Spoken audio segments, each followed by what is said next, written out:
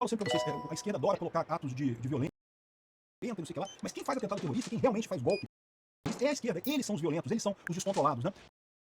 São os antissemitas aqui, o cara gritando Palestina livre, sei lá. Esse aqui é o momento que ele foi preso, né? Esse aqui é o Mané Rodrigues, o nome dele, tá aqui, participou em vários dinheiro para a pessoa, não para a Amazon, né? A Amazon aqui na Amazônia é a loja Amazon nos Estados Unidos, né? Você com problema mental, como tantos esquerdistas tem por aí, né?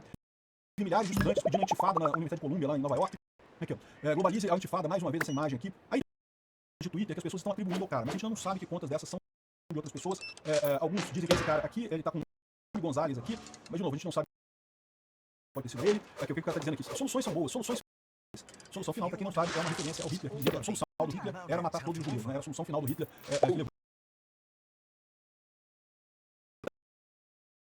estou estudando esse tipo de coisa aqui. O Marco Rubio,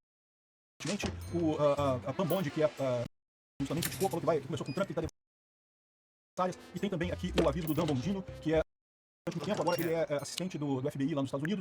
Aqui algumas informações. Ele diz que devido ao repressão dos suspeitos, nós não podemos ainda dizer tudo que sabemos, mas queremos informações para o público quanto possível. O FBI posts e certas coisas ditas pelo autor alegado, pelo suspeito, ele tem que tratar como suspeito. Todo mundo sabe que foi o cara. Foi o cara que foi pego fazendo o carro. Tem que ser tratado como suspeito, é o que demanda o devido processo legal. Nós a autenticidade das contas de Twitter muito em breve. Então eles estão investigando que contas de Twitter são do cara mesmo e em breve vai ter preso. Já passou por uma entrevista, por um depoimento ontem de manhã e como essa investigação está pendente, nós vamos compartilhar com vocês assim que for capaz de fazer isso. O FBI acredita que não há risco.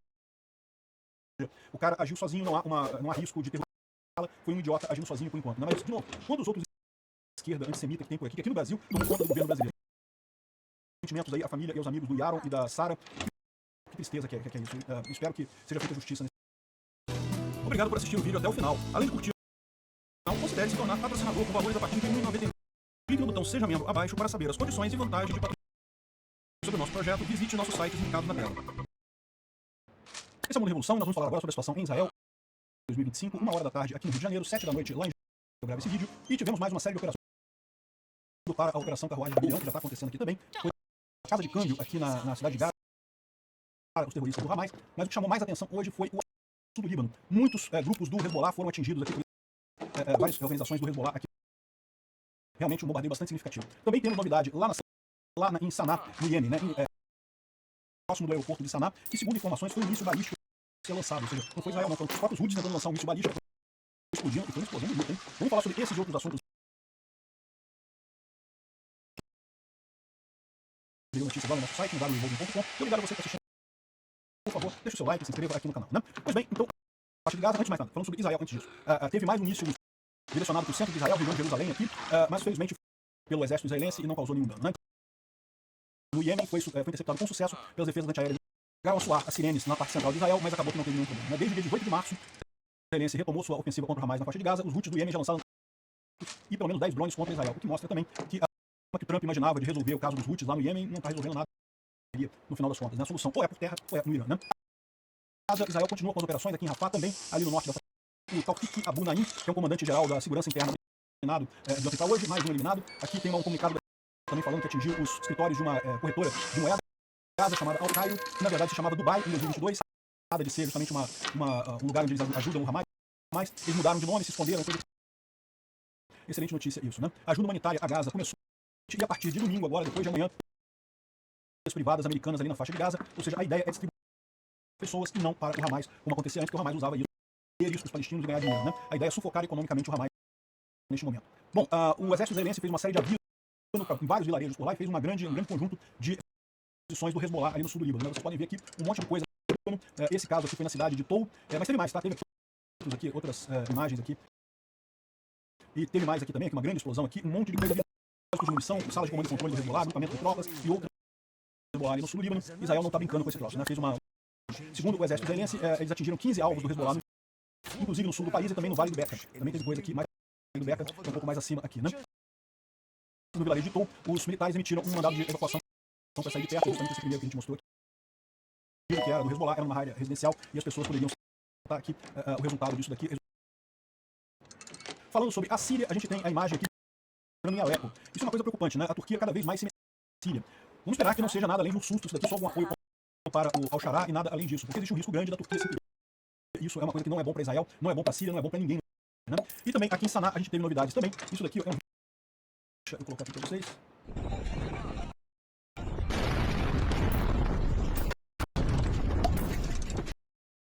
Explodiu, hein? Eu diria que explodiu. E o que foi isso daqui? Segundo eles estão dizendo, foi uma explosão num armazém ao lado do aeroporto. Fez esse ataque, não foi um ataque israelense, não. Segundo eles estão dizendo aqui, uma que falhou no lançamento. Então eles tentaram lançar mais um míssil balístico em direção a Israel, falhou e acabou explodindo o armazém todo com todas as munições, com tudo que tinha lá. E também teve vários feridos e mortos nessa brincadeira aqui. Dá pra ver que bastante significativo. Eu acho que tem uma outra imagem aqui disso aqui também. Um conjunto de mísseis invultos explodiu hoje. Alguns dizem que foi um lançamento. Mostra o que aconteceu depois. Então depois da explosão, tá? Isso aqui mostra o depois da explosão. O armazém onde estavam os mísseis explodiu completamente. Olha só, pedacinho do painel solar e deve ter pedaço de gente controlado aqui. Então pode ter sido uma sabotagem israelense. Míssil israelense não foi sabotagem israelense. Ou pode ter sido, como eles falam aqui, um lançamento que deu errado, né? De qualquer forma, o carro explodiu, tenho certeza que o pessoal está dolorido com isso aqui, né? Bom, o Instituto Preço da Guerra fala sobre as negociações dos Estados Unidos, mas nada de significativo aqui.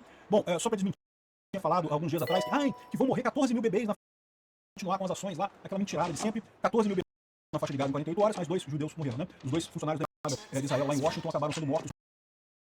Não é só fazer uma correção da notícia que eu dei ontem. Ontem eu falei que o cara era latino, ele tem ascendência latina, mas ele nasceu nos Estados Unidos, ele é americano, o idiota contra o casal de judeus que a gente falou ontem, muito. Aí a gente tem informação aqui que o FBI está procurando qual o motivo para terem sido mortos na embaixada israelense, né? A gente sabe qual é o motivo, infelizmente. Né? E aí, nesse sentido, o G1 aqui do Brasil querendo passar pano. Antissemitismo e antisionismo, entendo que são a diferença entre os dois termos. A diferença é que o antissemitismo é um cara autêntico, que é contra o judeu mesmo, não tá nem aí. Envergonhado. Não, antissemitismo. Os dois são idiotas racistas que querem o fim dos judeus e ficam nessa parte, não são preconceituosos, pura e simples. É só essa a diferença. Não tem diferença nenhuma no final. Ah, não, porque eu sou antisionista, não sou antissemita, não sei o que lá, não. É a mesma conceito do mesmo jeito, é idiotice do mesmo jeito, é papo da esquerda do mesmo jeito. Bom, finalmente o Trump também suspendeu a capacidade de Harvard de internacionais. Com isso, Harvard perde o seu. Muitos estudantes que vão para Harvard são de países, dos países, né? O Brasil vai para Harvard, do Oriente Médio, né? Porque é uma faculdade muito ativa, são as pessoas ricas que podem pagar e vão para essa universidade. E agora a Harvard não pode mais episódios de antissemitismo que estão abertos lá entre os estudantes de lá.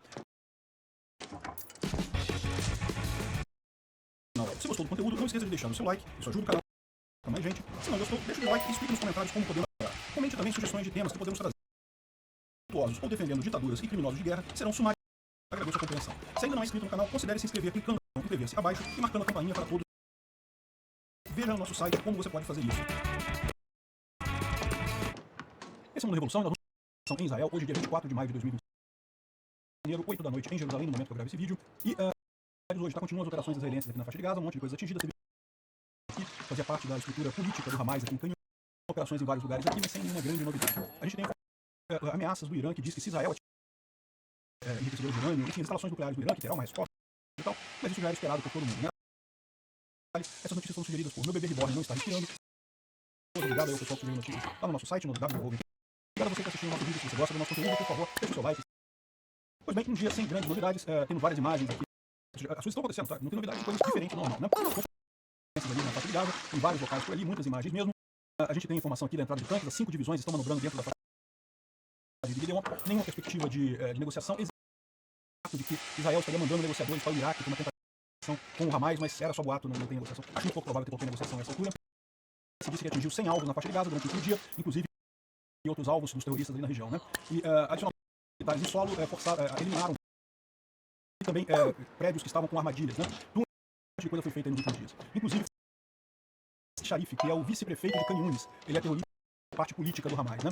Bom, vista farinha com o logotipo da WFP do Hamas em Gaza, né? Ou seja, ela foi doada já nesse novo esquema de Israel, aí já seria para doação direta, mas está conseguindo de novo vender farinha lá na faixa de Gaza. Isso é meramente consequência do início da operação, né? Praticamente alguma coisa para ter a operação funcionando direitinho. Como a gente explicou nos últimos vídeos, Israel planeja agora, Israel mesmo, até fazer a distribuição de comida, a distribuição humanitária, usar a estrutura do Hamas, porque o Hamas acaba roubando ajuda humanitária e os palestinos para conseguir se financiar. Então Israel dando ajuda humanitária, mas também está evitando que o Hamas ganhe dinheiro com isso, né? Mas aparentemente está funcionando, né? Não sabemos ainda exatamente o que aconteceu. Bom, teve no checkpoint na cidade de Hebron, ali na Cisjordânia. Aqui tem nesse ponto aqui teve uma tentativa de nenhum problema, né? Bom, a gente tem informação aqui pelo golpe na escola europeia que matou o Mohamed Sinwar. A gente falou sobre esse ataque alguns.